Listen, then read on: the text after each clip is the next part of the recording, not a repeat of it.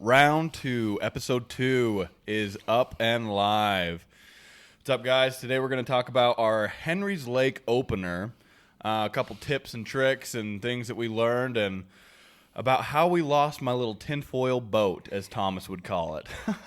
Yes. This is actually a good time for me to plug in for our Twitter account. Go look us up on Twitter, search Forgotten Outdoors. I talk about Ben's boat a lot because it's a little aluminum boat, but after we tell the story of this trip, it might as well be made out of tinfoil. Yeah, it's all really mean things that he talks about with my boat.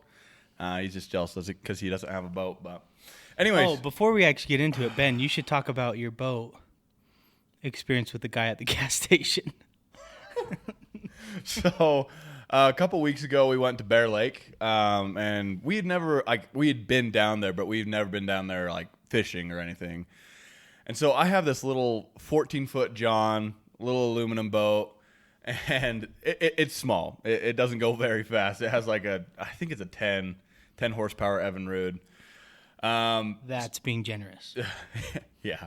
But everybody always gives me crap. You know, there's always a bunch of people that want to get into it and go fishing or go ride around, and it weighs it down when you got three big guys in there. So I always get crap. I got crap that whole weekend. I go up with freaking Thomas and Logan Baker on this Henry's Lake trip, and I'm getting a bunch of crap from them that morning. And so we pull up to Maverick, and there's some product placement. I'm just kidding. We're not sponsored by Maverick. We pull up to Adventure's first stop, and it's like 5 in the morning, right? Yeah. Yeah, it's like early. It's super early. And we park there, and I'm in the gas station grabbing some stuff, and he's like wondering where we're going and everything, and he's like, "Oh, well, it just sounds like you need a bigger boat." So just this random dude jumped on the guy. bandwagon of making fun of Ben's boat. They're all jealous. The SS Margaritaville, as we would call it. She's beautiful. Anyway, can we start now, Thomas? Yes. Are we good to start? Getting into the actual meat of the podcast. Okay, so just I guess before we get into our story about about Henry's Lake, we should talk about Henry's Lake in general. So it's about an hour and 20 minutes from where we live here in Rexburg, Idaho, southeastern Idaho. It's up kind of by Island Park, and it's an awesome lake, trophy trout fishing lake. It doesn't get very deep. It only gets about 20 at the deepest, but most of it's around 10 feet deep. And that's like the go-to spot around here for big trout. And we fished it a lot. Thomas, I know you fished it a lot with your grandpa growing up. Yeah, so my grandpa had a boat when I was a little kid, and we used to just go and we used to bait fish it with worms. We just tie the worm to the hook, let it sink to the bottom, and basically we just all sit there until one of the poles started moving, and then the whole boat broke out. Everyone's moving, grabbing things, trying to get the fish in. So that was kind of how I grew up fishing Henry's Lake, was with my grandpa on his boat. We'd get to the middle of the lake and just drop worms. All of us would drop worms. Well, yeah, you brought it up the last time. Not opening day. We went back 5 days later, and we were out on the boat. But you brought it up because my boat, again, it's tiny, and we had a bunch of line, our poles. We were fighting lines, getting tangled up, and you brought it up that's how it used to be with on your grandpa's boat. Yeah. So the funny part was, my dad, my grandpa, any of the adults on the boat, it seemed like they were spending a lot of time untangling everyone else's poles while us kids were fishing. So I don't know. If you're really wanting to get some fishing in, you may not want to bring kids. They tangle up the lines. They lose their hooks. They get snagged on stuff. And then you will spend most of your time just fixing their mistakes. But, yeah, that was kind of how we did it anyway. Yeah. Yeah, that's always kind of a give and take when you're going with somebody. And I'm glad that people took me when I didn't know a lot, but it's kind of a give and take. You know, like if you want to just truly focus on fishing, kind of go by yourself or with one or two people that know what they're doing. But it's a give and take. It's so fun to see somebody kind of get into the sport for the first time, for sure, and hook into their first fish and that tug, and it's just like wiggling and the grin on their face. We're getting sidetracked now, but just this last weekend, my sister and her fiance, I don't think they'd ever been fishing before, and her boss was going out fishing.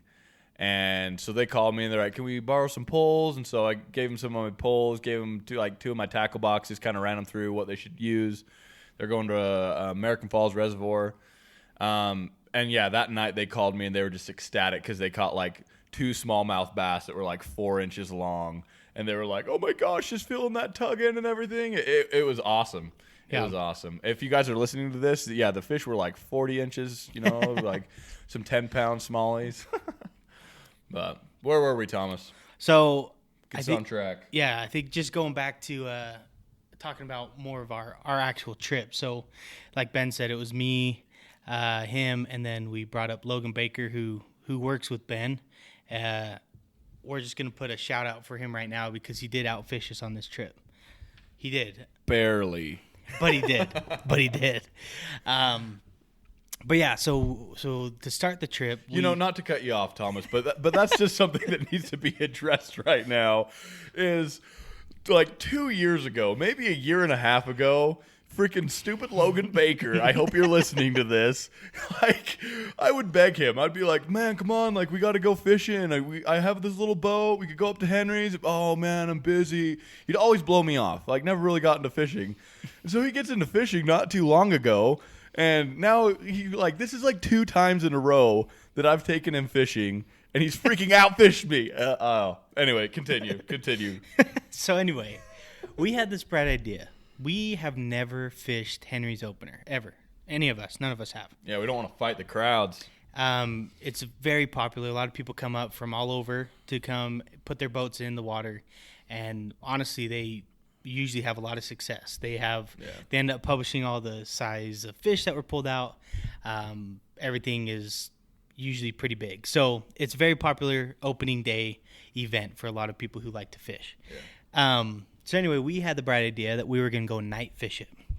So we woke up about 1 o'clock in the morning and had the idea to go meet at Ben's place around 1:32, and then we were going to hit the road, get up there way early, pitch black, try to get on the water before anybody else gets on the water, do some night fishing, and kind of just see what happens. Yeah, it was funny, too, because we filmed our first podcast episode the night before. Yes. And you can't really tell because you can't see any windows, but it's like 11:30 at night right now. So, like, the first episode we filmed and we got home at, like, what? 12:30. Yeah. Basically took a nap and then met up. Took a nap and then headed up. Anyway, continue, Thomas. I'm distracting us today. Yeah, so we get up to Henry's Lake. We're actually putting in, what time was it, like 4:30? 3:30? No, it was 3:30. Yeah, because we left at 2. About an hour and a half. Yeah, so we get to Henry's. We put the boat in at 3:30. And, again, it's pitch black outside. We have no idea what we're doing. Yeah. We start kind of trolling out with Ben's little boat, and we're hitting like some small waves, but that's not uncommon on the lake. So we kind of just kept going a little ways, and then we drop anchor, we start fishing, and before we know it, like we've got swells coming in, but we can't see. It's pitch black, so we can't even see how big they actually are. We're just kind of feeling the rock of the boat. I'm starting to taste my breakfast because I don't do well with that stuff. So, and that's the hard thing. Like with a small boat like that, you kind of have to angle yourself to with the right angle towards the waves, or else it can like capsize you. You kind of have to hit them right. And so in the dark like that, it's kind of hard because we couldn't see where these freaking waves were coming from. Yeah, and so I kind of jokingly tell Ben that I won't make fun of him if he wants to call it and go out into the or take the boat back, because I'm sitting here thinking like I'm gonna throw up and we're gonna tip all of our gear out of this boat. so anyway, about 4:30, we end up kind of calling it. We're like, okay, these swells are getting pretty big. We better go back. And so we go and we dock Ben's boat on this little beach. And we just dock it. We pull it out of the water, walk back to the truck. We acted like we were going to take a nap, but we ended up just sitting there talking until the sun kind of came up, and then we got out, and it looked like we were on the ocean. Yeah, it was crazy. And kind of to give you a picture of like where we were at, it's not one of the main boat docks. So it's kind of around the backside. If you fished Henry, it's over at the cliffs. So it's not like a really legit boat dock by any means. It's kind of just a gravel sloped road. And then coming out from it to kind of block from the waves and everything, there's like 3 big boulders out there. So kind of off a little ways, we docked the boat and just left it. Like Thomas said, we sat in the pickup, and yeah, like by the time the sun came up, the wind just kept picking up, and it was howling, and it was pushing. It looked like the ocean. Curling waves coming across. The wind was blowing directly at us, so it was picking up all the water from across the lake and just slamming it into us. So we're like, freak, like we need to get this boat out of the water. Not only are we not going to fish the water in the lake, but we got to get it on my trailer because it's going to thrash my little tinfoil boat. And so we start trying to like walk it down the bank. And this, like, our boat is getting picked up like 5 feet. It's picking us up and then like dropping it on like 2 inches of water, like it would on the freaking ocean. Yeah, and at this point, it'd become like we're in life or death mode. Like there was a switch. Yes, there was a brief moment where I was like, I should be filming this. This is crazy. Like this is the winds and everything is crazy. And I was like, I'm not even taking my phone out. Like, what can I do to help? Like, it is all hands on deck. We got to get this boat out of the water. Otherwise, bye-bye to the tinfoil boat. So Ben and Logan are kind of moving the boat. I'm backing the trailer in. We're all trying to work together. And all of a sudden, like Ben was explaining, those 3 boulders get in the way. And this boat just starts hammering these rocks over and over. Well, yeah, like what I had to do was, like, I couldn't troll out. I couldn't kick my outboard on because it's like 5 feet of water, 2 inches of water. Yep. So I couldn't get out far enough to get around these freaking boulders. Yeah. And so I hop in my boat, and I'm like trying to drag myself around these boulders so that I can get to where we need to load the boat in and get the actual trailer in. And yeah, like Thomas said, it is just picking us up and slamming us into the side of this boulder. And I have some nice new dents in the side of my boat from that day. Yes. And I mean, the good news is no holes. Like the boat's not leaking. No, it's good. But it's got some new scars. Yeah. Anyway, so battle wounds. So this is our morning. At this point, it's only 6 a.m, and we've already had to call off fishing in the boat. Yeah. So we had brought up all this bait. We brought up some sucker fish meat. We brought up worms. We brought up all this stuff that we were going to fish from the boat with. And now all that's garbage. Like it's just worthless to us now. Yeah. So at this point, we kind of get into our actual day of fishing because we just had to kind of abandon all of our original plans and start looking for other options. Yeah. Yeah, so, and where we were at, like I said, we were kind of like, the wind was hitting us in the face. So that's where the waves were the very worst. So we had to find somewhere that we could actually fish because when the water's moving that much and it's rising and dropping, there's not going to be fish there. And you can't really cast into the wind that far. And then it just pushes your lure or whatever you're using right back at you. So we started driving around the lake and we found this one little turnoff. And you know that we could have access to, and we're like, let's just try to fish the bank for a little bit. And the weather, it was just crazy. The wind was howling. It started to snow really bad on us up there, like blizzarding. Yeah, just almost white out. Horizontal. Yeah, and so we're like, let's just try it. We're up here. It's opener, and we all started using different lures, but we were all using lures. Thomas was using a spoon. I was using a Panther Martin spinner, and Logan was too. And so we just went to the bank and started like really early on. Just started hammering fish. Off of the bank. It was quick. Yeah, it didn't take much time, and we stayed in that spot for a couple hours and just fish after fish after fish after fish, and they were all decent fish too. I mean, there was nothing. It wasn't any of the big trophies that you get up at Henry's. You get like those 10, 12, 15-pound trout that get pulled out of there sometimes. We were pulling out, 2.5, maybe a 3-pounder here and there. So still good fish. Yeah. But nothing under like 1.5 pounds, I don't think. No, they were all pretty good-sized fish. And that's the thing is, like, at this point, since we abandoned our original plan of basically bait fishing, now we're using spinner rods. Yeah. And we're just fishing spinners. So that was just a totally different tactic. We kind of had to switch our mindset and switch over to that. And the thing that was kind of crazy is really we didn't have to switch out what kind of lure we're using. Once we all chose one, we kind of stuck to that for the rest of the day. I think at one point you were fishing like blue and silver though. Yeah, like you'll hear this a lot. My go-to, we call it the old reliable, old reliable. It's a Panther Martin. I'm giving away my trade secrets right here because I'm a professional fisherman, even though I get outfished. Anyway, it's a Panther Martin. It's a size 9. It's got a gold spoon on it, a black body with 3 yellow dots. That's it. That's the old reliable. And I started out with it. I didn't catch that many fish. I mean, I was like falling behind pretty quick. I think Thomas was up to like 4. Logan was up to like 4, and I hadn't caught any. So I'm like, I got to change something. And so, yeah, I had like a big old size 15 Panther Martin, and it was like a silver spoon with just a blue body. And I threw that thing on, and I hammered a fish. And we let like it off. 3 casts in a row. Yeah. And so I cast it out again, and I hammer a fish the very next cast. And so Thomas and Logan are both like, man, if you hit one more fish, we're going to change our stuff. And I cast it out there, and I start reeling back in, and hammered another fish, 3 in a row. It was awesome. So yeah, like I was using that, and Thomas, he was using one of the cheapest lures that you can buy. Yeah, the phrase of the day became pot of gold every time I caught a fish, because Pot of gold. honestly, like this lure compared to like the ones that Ben's talking about, these Panther Martins, it's like half the cost. So it's it just kind of goes to show that sometimes it just really doesn't matter. Like price doesn't matter when it comes to a lure. Like I'm spending $2 on that pot of gold, and Ben's spending $4 on a Panther Martin, 4 or give 5, or take, yeah. So yeah, for those listening, like that's sometimes it just is what it is. Like depending on the day, depending on what kind of lighting you have, your lure could be successful depending on the weather.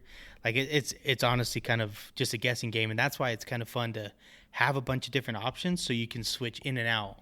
If something's not hitting, kind of like what Ben's talking about with that blue and silver, for a minute that was hitting, so we all switched to that. And then after a while, that kind of died out, and we switched back to, like for me, I switched back to pot of gold and started catching fish again. So it just kind of depends. It's really just a guessing game, but that's what makes it kind of fun is you're really just trying to tempt these fish. You're really just trying to entice these fish, trick these fish, make them think that you're a smaller fish that they can easily prey on. And so that's kind of the fun of it, I think. Yeah, absolutely. And if there's any kind of advice that I could give from my experience catching fish, especially trout, is if it's not working, change. Just switch it. Change something. Yep. I mean, you have those like little barrel snap swivels that you throw on the end of your line, and you can switch out lures all day. If you've cast 20 times and you haven't got a bite, switch out your lure or switch to bait, or try, if you fly fish, throw out the fly rod, or go to a different spot, try something different to catch fish. And it's so fun to try to figure out, okay, today, what are the fish going to be biting? Here's an example from this trip, actually. So we fished this spot on Henry's opener, and we caught 55 fish that day. Yeah. Awesome day. 55. Awesome day. I think Logan caught 20. I caught like 18, and you caught 17, right? Yeah. So, I mean, it was like we're all really close. I all caught a ton of fish. And we didn't fish all day. We total, we probably fished for, 4 hours? Maybe 5? Yeah, probably, because we spent a lot of that time Driving around and and trying to get in the boat. Yeah. And so we went back 5 days later, and the lake was glass, and it was like 75 degrees, 80 degrees. Perfect weather. It was beautiful weather, and we caught 1 fish. And we fished the exact same spot. Yeah, and that time we even got out on the boat. Yeah. We're fishing with bait. We're doing all the things that we wanted to do opening day that we couldn't. And now here we are, and Ben hooks up on 1 fish. Yeah, I had 2 other bites. I had 1 fish on that I got off, and I had 1 other bite. But you and Logan didn't even have a bite. Yeah, we didn't touch fish. And so, like, after a couple hours, we were like, screw this. We loaded the boat back up, drove around, went to that same spot and tried to bank fish it. Nothing. Not a fish chasing, not a bite, no fish jumping or rising or anything. And so it just shows the difference of what the conditions can do to the fish. I mean, 5 days later, and it was a world of difference. We were using the exact same lures in the exact same spot, exact same tactics. They wanted nothing to do with it. And for us, I think that towards the end of the trip that Ben's talking about, the 5 days later trip, we kind of realized these fish just aren't hungry. And the reason why is because there had been this massive hatch. Huge hatch. So they were bugs everywhere. So these fish are feeding off the top of the water. They're jumping up. They're snatching these flies, bugs, whatever they are. They're pulling them from the top of the water. They're eating that, and they're full. They don't want to waste their energy chasing our lures. So for us, like, that was a really big learning moment, at least for me, because I was like, this is crazy. They should be hitting this. But what it comes down to is we fished on a really terrible weather day on the opener day, and there were no bugs. These fish had nothing to eat, so they're hungry. So they're chasing after our lures. They want what we're offering. But then 5 days later, this hatch happens, and their bellies are full. They don't need our food. Yeah. So sometimes it's just time of year. Like, and, you know, if we had known, we maybe would have packed fly fishing gear. Yeah. And tried fishing top of the water to see if we had more luck with that. But, I mean, it's a gamble game. Yeah, and I don't even think that day it would have mattered. I think the fish had filled up. Yeah, they were full. And because a lot of these hatches, you know, like most of those bugs, they hatch in the water. You know, they're in the rocks. That's where the eggs get laid.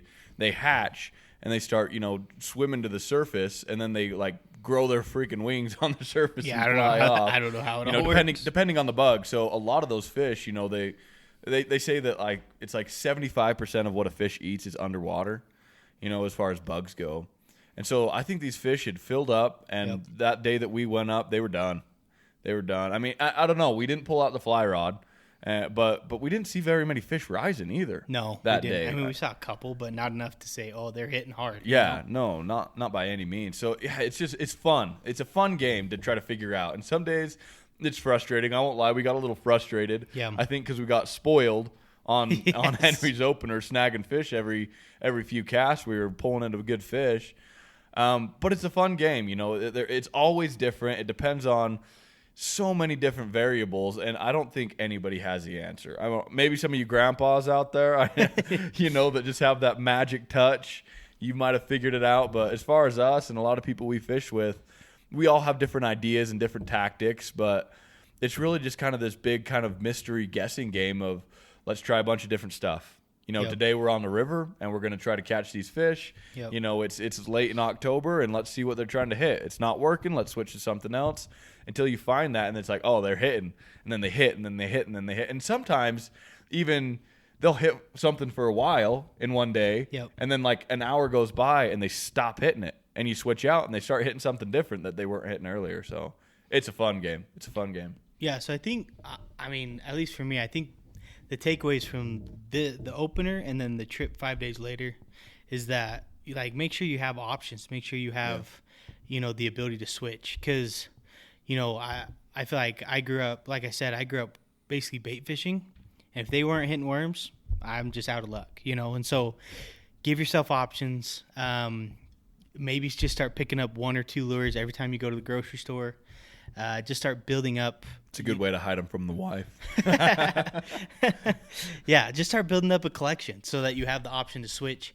You have the option to kind of be tactful in the way that you're fishing. So that's kind of the key takeaway. And honestly, the other key takeaway would be weather really doesn't matter. Yeah. Like, I honestly, that blew me away because I thought, okay, it's snowing, it's blowing, it's cold. These fish are not going to be moving. But I was totally wrong. And so they were moving. And then the 5 days later, beautiful weather, fish aren't hitting. So weather really doesn't matter that much other than how you prepare for your trip. Like for us, we had to make sure that we had lots of layers on opener day. It was cold.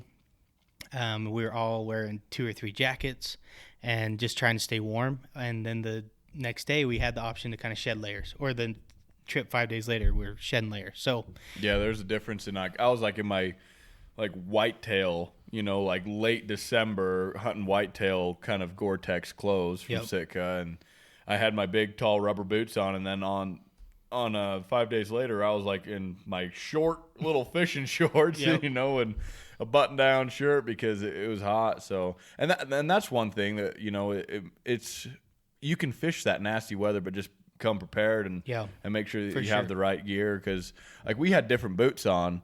Yeah. And like, so like I had like the high, like lacrosse rubber boots, and you had some good waterproof boots, but weren't quite as high. And yeah, mine are more like an ankle boot. And so once that water got over the top of them, it was game over for me. Yeah. And we got water getting in my boots early on because we're trying to rescue Ben's boat. So, so that's the thing is you just gotta, I mean, do as much preparing as you can. But honestly, yeah, the weather really doesn't change the fishing as much as you'd think it would. I mean, I'm sure it has an effect, but comparing those two experiences, it was honestly mind blowing. Yeah, and it doesn't mean you have to go out and like break the bank, buy all the nicest gear. It just makes it more pleasurable. Yeah, you can still go out and be cold and still catch fish, and with buying lures too, you don't have to have 100 different options. I mean, it helps to have more options, but you have a couple silver ones, a couple gold ones. That's the biggest difference I've found is like colors. Are they hitting silver or gold? Yeah. They have a lot of fancy lures out there, and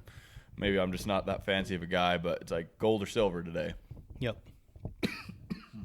So yeah, I mean, I hope that those kind of key takeaways help you guys. Like we kind of stated in our very first episode, our goal is kind of give you guys maybe the encouragement, give you the confidence to get outside and try some of these hobbies that we love and that we love to do as much as we can. So hopefully these tips kind of help you. We'd love to hear some feedback. So be sure to follow us on our Instagram page, Facebook page. Like I mentioned before, we are on Twitter and soon to be very active on YouTube. So if you watch this podcast on YouTube, then you can hit us up with some comments. But yeah, we would love to hear from you. And if you guys have, maybe if you fished Henry's this year and you tried something that worked really well, we'd love to hear it, and we'd love to share it with those who are following us. And if you guys want to check out, it's just a little 1-minute short video of our trip. We did film a little video of our trip up to Henry's on opening day and how cold it was. Again, we're going to say it a million times. We're not the experts by any means. We're not the professionals. You might be listening to this and be like, no, that's wrong.